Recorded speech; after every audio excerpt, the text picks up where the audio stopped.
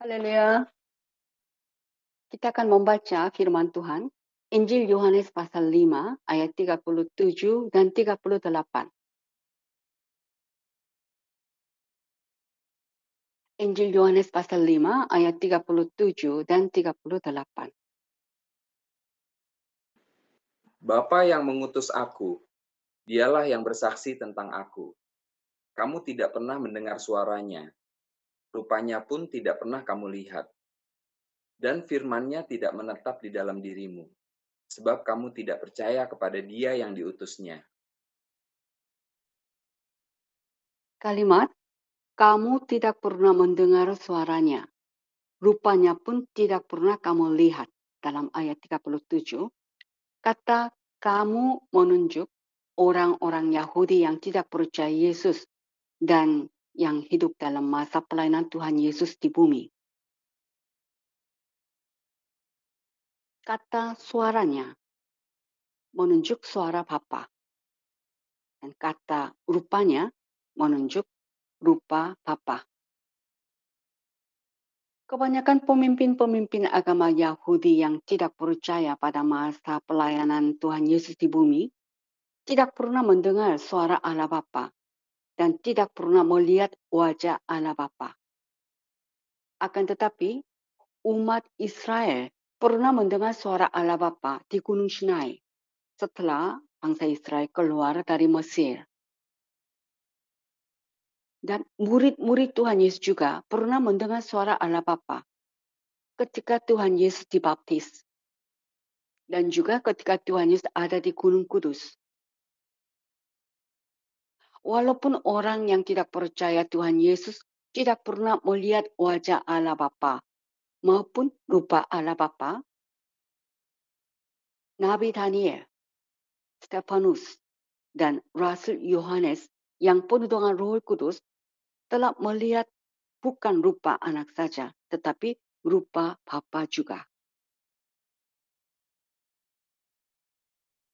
Dan kata rupanya dalam ayat 37, kata rupa dalam bahasa Yunani, eidos, diterjemahkan dalam bahasa Indonesia, rupa atau melihat.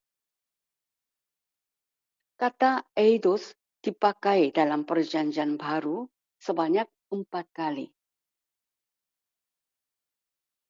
Eidos yang berarti penampilan luar, bentuk, sosok. Kata eidos ini digunakan untuk Bapa, untuk Anak, dan untuk Roh Kudus. Kalau untuk Bapa, dalam Yohanes 5 ayat 37, rupanya pun, yaitu sosok tubuh Bapa pun tidak pernah kamu lihat. Rupanya, kata rupa eidos. Kata rupa tidak menunjukkan sifat, tetapi penampilan luar, bentuk, sosok. Kalau kata eidos untuk anak, dalam Lukas pasal 9 ayat 29, rupa wajahnya berubah, yaitu bentuk wajah Yesus yang terlihat berubah. Kalau eidos untuk Roh Kudus dalam Lukas pasal 3 ayat 22. Turunlah Roh Kudus dalam rupa burung merpati ke atasnya. Frasa dalam rupa burung merpati. Dalam Authorized Version, in a bodily shape like a dove, yaitu dalam bentuk jasmani yang terlihat seperti burung merpati.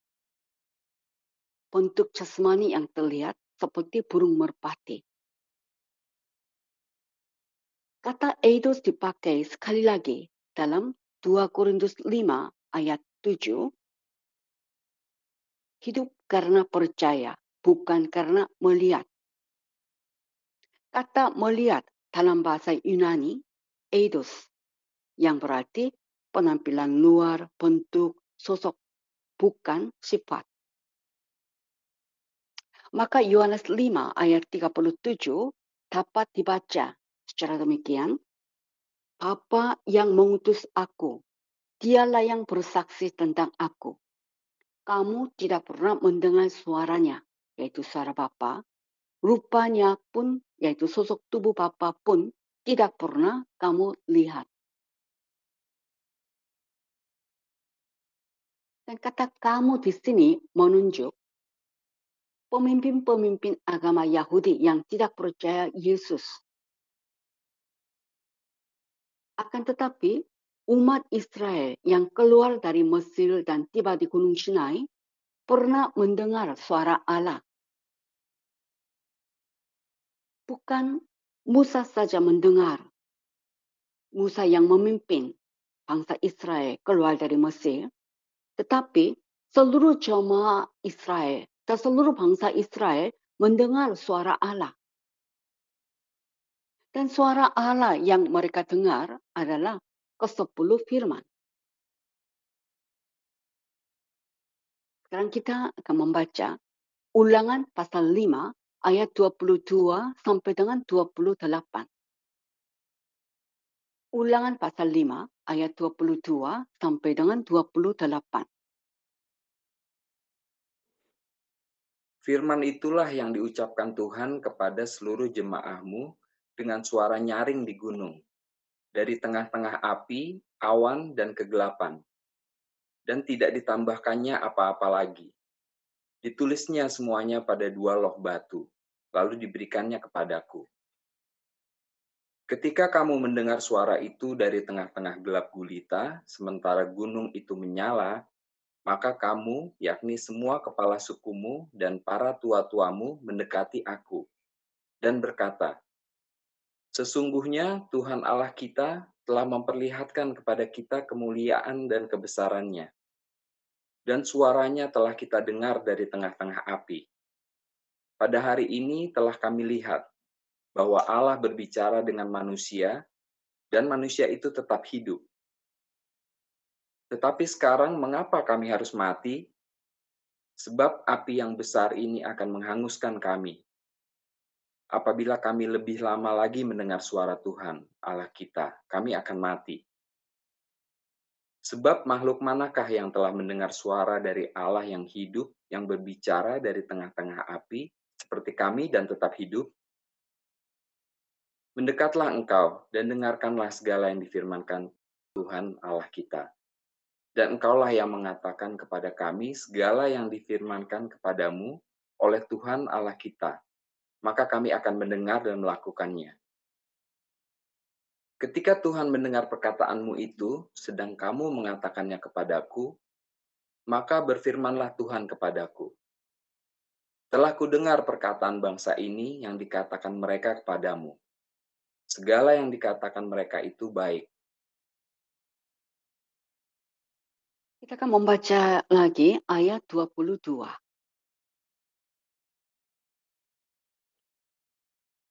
Firman itulah yang diucapkan Tuhan kepada seluruh jemaahmu dengan suara nyaring di gunung, dari tengah-tengah api, awan, dan kegelapan, dan tidak ditambahkannya apa-apa lagi.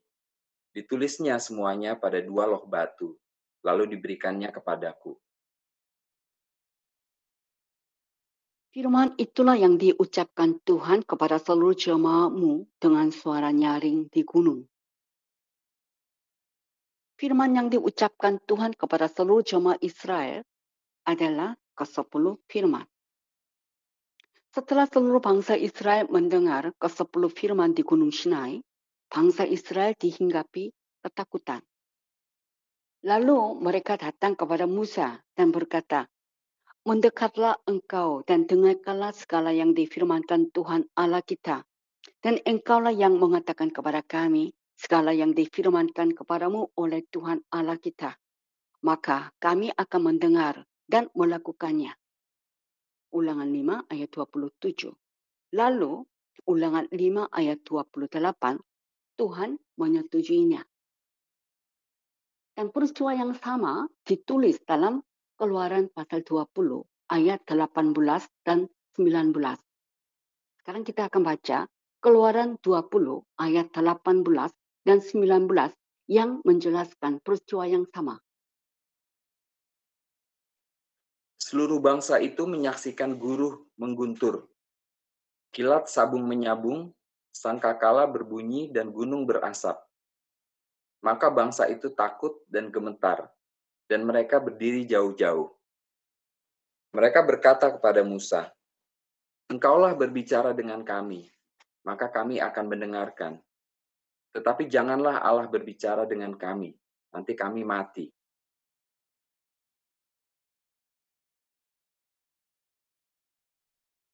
Suasana ketika Allah mengucapkan ke-10 firman kepada seluruh umat Israel digambarkan guru mengguntur, kilat sabung menyabung, sangkakala berbunyi, dan gunung berasap. Sehingga seluruh bangsa Israel takut dan gemetar. Mereka berkata kepada Musa, di ayat 19, "Engkaulah berbicara dengan kami, maka kami akan mendengarkan. Tetapi janganlah Allah berbicara dengan kami, nanti kami mati." Lalu Tuhan menyetujuinya. Dan ketika itulah Tuhan berjanji akan mengirim seorang nabi, Mesias. Seperti yang dikatakan Ulangan 18 ayat 16 sampai dengan 19. Dalam Ulangan 18 ayat 16 sampai dengan 19, Allah berjanji akan dikirimnya seorang nabi, Mesias, bagi bangsa Israel. Kita mau baca Ulangan pasal 18 ayat 16 sampai dengan 19. Tepat seperti yang kamu minta dahulu kepada Tuhan Allahmu di Gunung Horeb, pada hari perkumpulan dengan berkata, "Tidak mau aku mendengar lagi suara Tuhan Allahku, dan api yang besar ini tidak mau aku melihatnya lagi, supaya jangan aku mati." Lalu berkatalah Tuhan kepadaku, "Apa yang dikatakan mereka itu baik. Seorang nabi akan kubangkitkan bagi mereka dari antara saudara mereka, seperti engkau ini. Aku akan menaruh firman-Ku dalam mulutnya, dan ia akan mengatakan kepada mereka segala yang kuperintahkan kepadanya. Orang yang tidak mendengarkan segala firman-Ku yang akan diucapkan nabi itu demi nama-Ku, daripadanya akan kutuntut pertanggungjawaban." Sekarang kita mau baca lagi ayat 18. Seorang nabi akan kubangkitkan bagi mereka dari antara saudara mereka, seperti engkau ini. Aku akan menaruh firman-Ku dalam mulutnya, dan ia akan mengatakan kepada mereka segala yang kuperintahkan kepadanya. Kalimat seorang nabi akan kubangkitkan bagi mereka. Kata seorang nabi menunjuk Mesias, yaitu Yesus, menurut Kisah Rasul 3 ayat 22. Yang mengatakan seorang nabi, yaitu Mesias, akan kubangkitkan bagi mereka adalah Allah Bapa. Jadi hal ini menandai bahwa seluruh bangsa Israel pernah mendengar suara Allah Bapa di Gunung Sinai. Murid-murid Tuhan Yesus pernah mendengar suara Allah Bapa yang berkata, "Inilah anakku yang kukasihi, kepadanya lah aku berkenan." Dalam Matius 3 ayat 17. Dan murid-murid Yesus yang terkemuka, yaitu Petrus, Yakobus, dan Yohanes saudaranya, pernah mendengar suara Allah Bapa yang berbunyi, "Inilah anak yang kukasihi, kepadanya lah aku berkenan, dengarkanlah dia." Dalam Matius 17 ayat 5 dan 2 Petrus 1 ayat 16 sampai dengan 18. Dalam masa pelayanan Tuhan Yesus di bumi selama 3,5 tahun, kebanyakan pemimpin agama Yahudi yang tidak percaya tidak pernah mendengar suara Allah Bapa. Akan tetapi, setelah bangsa Israel keluar dari Mesir dan tiba di Gunung Sinai, seluruh umat Israel mendengar suara Allah Bapa. Dan murid-murid Yesus juga mendengar suara Bapa. Dan pada zaman Yesus atau pelayanan Yesus di bumi selama 3,5 tahun, pemimpin agama Yahudi kebanyakan pemimpin-pemimpin agama Yahudi yang tidak percaya, mereka tidak pernah melihat rupa Bapa, yaitu sosok tubuh Bapa. Akan tetapi, Nabi Daniel, Stefanus yang penuh dengan Roh Kudus, Rasul Yohanes yang dikuasai oleh Roh, melihat sosok tubuh Bapa. Sekarang kita akan membaca Daniel pasal 7 ayat 9. Daniel pasal 7 ayat 9. Sementara aku terus melihat tahta-tahta diletakkan, lalu duduklah yang lanjut usianya. Pakaiannya putih seperti salju, dan rambutnya bersih seperti bulu domba. Kursinya dari nyala api, dengan roda-rodanya dari api yang berkobar-kobar. Kata yang lanjut usianya, dalam terjemahan lama, yang tiada berkesudahan harinya itu. Dan ini menunjuk Allah Bapa. Nabi Daniel telah melihat penampilan luar, yaitu sosok tubuh Bapa, serta menggambarkannya sebagai berikut. Yang lanjut usianya, yaitu Bapa, terlihat duduk di atas takhta. Itu berarti bahwa Bapa memiliki tubuh yang sama dengan orang lain yang duduk. Dan digambarkan bahwa Bapa memakai pakaian seperti orang lain dan pakaiannya putih seperti salju. Bapa memiliki kepala seperti orang lain. Bapa memiliki rambut di kepalanya dan warna rambut kepalanya seperti bulu domba. Daniel 7 ayat 9.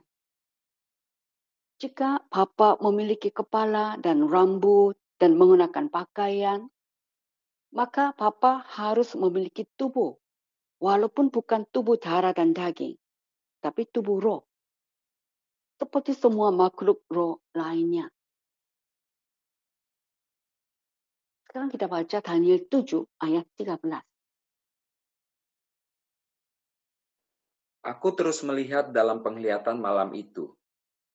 Tampak datang dengan awan-awan dari langit, seorang seperti anak manusia. Datanglah ia kepada yang lanjut usianya itu, dan ia dibawa ke hadapannya.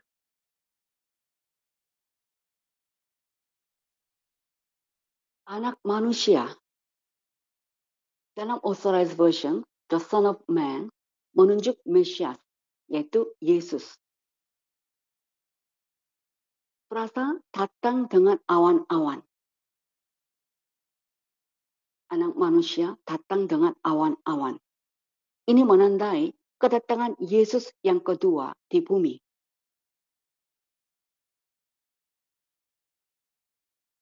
Dan kalimat datanglah ia kepada yang lanjut usianya itu. Kata ia menunjuk anak manusia. Kalau yang lanjut usianya itu menunjuk Bapa.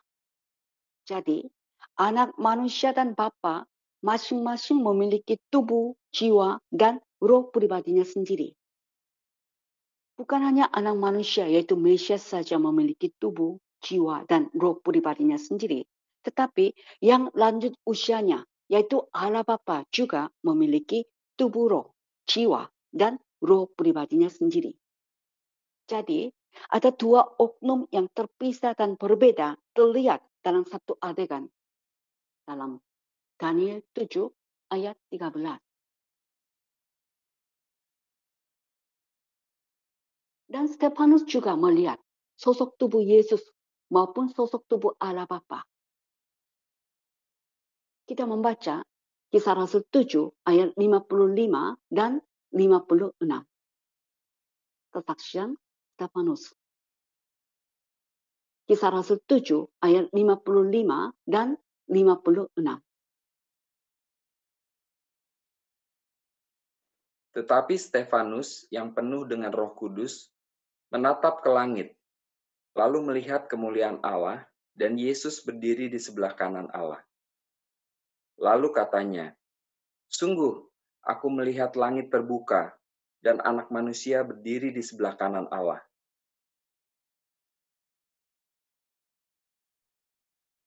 Stefanus yang penuh dengan Roh Kudus melihat kemuliaan Allah serta melihat Yesus berdiri di sebelah kanan Allah Bapa. Stefanus harus melihat Allah Bapa dan Kristus untuk melihat Yesus berdiri di sebelah kanan Allah Bapa. Dan Allah Bapa harus menjadi pribadi yang terpisah dari anak untuk berdiri dan duduk berdampingan. Seperti yang dikatakan dalam Kisah Rasul 7 ayat 55 dan 56, dan dalam Markus pasal 16 ayat 19, dan 1 Petrus 3 ayat 22. Rasul Yohanes juga melihat sosok tubuh Allah Bapa dalam kitab Wahyu pasal 4 dan pasal 5. Kita membaca Wahyu pasal 4 ayat 2. Wahyu pasal 4 ayat 2. Segera aku dikuasai oleh Roh, dan lihatlah, sebuah tahta terdiri di sorga, dan di tahta itu duduk seorang. Di tahta itu duduk seorang, yaitu Allah Bapa. Allah Bapa duduk di tahta sebagai pribadi, dan tahta itu tahta literal, bukan tahta rohani. Sekali lagi, Allah Bapa sebagai pribadi dapat duduk di tahta literal karena Allah memiliki tubuh roh seperti semua makhluk roh lainnya. Takhta yang ada di surga diduduki oleh Allah Bapa yang adalah oknum roh, a spiritual being. Di dalam kitab Wahyu, kata takhta terdapat sebanyak 40 kali sebagai pusat aktivitas di dalam seluruh kitab Wahyu. Dalam Wahyu pasal 5 ayat 1 sampai dengan 7, Rasul Yohanes dikuasai oleh roh melihat Allah Bapa yang duduk di atas takhta. Kita membaca Wahyu pasal 5 ayat 1. Maka aku melihat di tangan kanan Dia yang duduk di atas tahta itu, sebuah gulungan kitab, yang ditulisi sebelah dalam dan sebelah luarnya, dan dimeterai dengan 7 meterai. Rasa dia yang duduk di atas takhta itu. Rasa ini menunjuk Allah Bapa. Atau kata dia yang menunjuk Allah Bapa. Jadi Allah Bapa sebagai oknum roh dapat duduk di takhta literal. Dan di tangan kanan Allah Bapa ada sebuah gulungan kitab yang ditulisi sebelah dalam dan sebelah luarnya dimeterai dengan 7 meterai. Lalu datanglah anak domba di ayat 7, yaitu Yesus Kristus, dan menerima gulungan kitab itu dari tangan Allah Bapa yang duduk di atas takhta itu untuk membuka meterai-meterainya. Sekarang kita membaca Wahyu 5 ayat 7. Lalu datanglah anak domba itu dan menerima gulungan kitab itu dari tangan Dia yang duduk di atas tahta itu.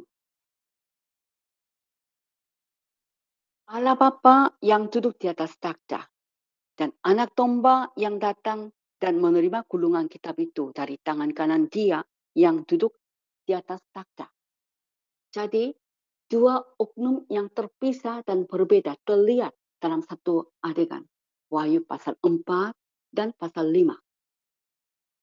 Sebagai kesimpulan, pemimpin-pemimpin agama Yahudi yang tidak percaya Tuhan Yesus pada masa pelayanan Tuhan Yesus di bumi tidak pernah mendengar suara Allah Bapa dan tidak pernah melihat rupa Allah Bapa. Akan tetapi, umat Israel di Gunung Sinai dan murid-murid Tuhan Yesus yang percaya pernah mendengar suara Allah Bapa. Nabi Daniel, Stefanus, dan Rasul Yohanes yang penuh dengan Roh Kudus pernah melihat rupa, yaitu sosok tubuh Allah Bapa. Menurut Tuhan Yesus, sekarang malaikat-malaikat selalu memandang wajah Bapa yang di surga. Dalam Matius 18 ayat 10. Sebelum kerajaan 1000 tahun, umat kebangkitan pertama akan memandang wajah Bapa yang di surga. Dan setelah kerajaan 1000 tahun, umat jasmani yang ditebus dan yang percaya akan memandang wajah Bapa. Karena kota yang kudus, Yerusalem baru, akan turun dari surga ke LB3, langit yang baru dan bumi yang baru. Wahyu 21 ayat 2 dan 3 dan ayat 9 dan 10. Kita membaca Wahyu pasal 22 ayat 4.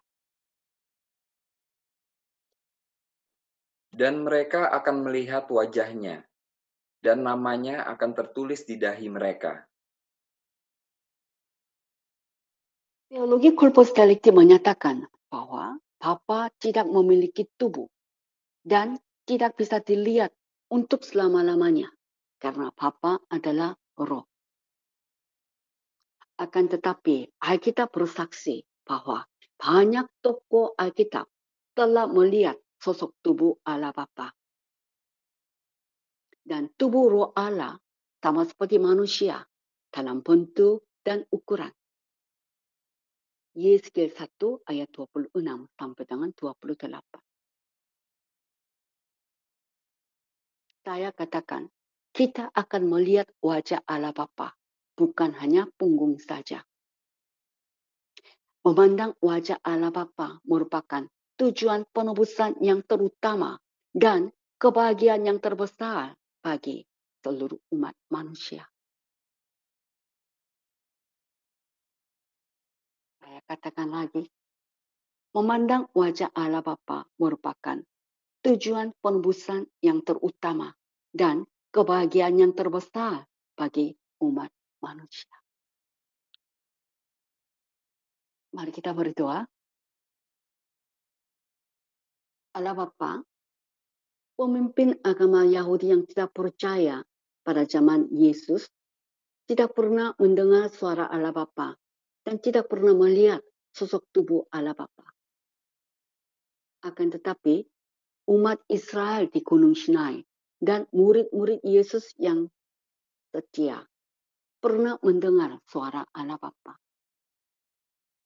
Dan Nabi Daniel, Stefanus, dan Rasul Yohanes yang penuh dengan Roh Kudus telah melihat sosok tubuh Allah Bapa. Kami telah menyaksikan hal ini di dalam kitab suci. Terima kasih Bapa atas pengertian dan penjelasan yang kami peroleh, yang menguatkan iman kami. Bapa, di akhir zaman ini, banyak penyesat menyatakan bahwa umat yang ditebus tidak akan ketemu Allah Bapa dan tidak bisa memandang wajah Allah Bapa.